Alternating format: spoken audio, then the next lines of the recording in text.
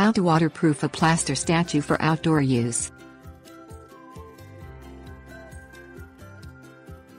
Plaster is a material used in several applications, including siding, interior and exterior walls, and decorative pieces. Outdoor plaster statues are used to adorn gardens and lawns of several homes. Unfortunately, when plaster becomes exposed to humidity and moisture, it can begin to degrade and pieces of the statue will eventually begin to fall off. It is possible to waterproof an outdoor plaster statue in order to preserve it and protect it from the elements for several years to come. Things you'll need: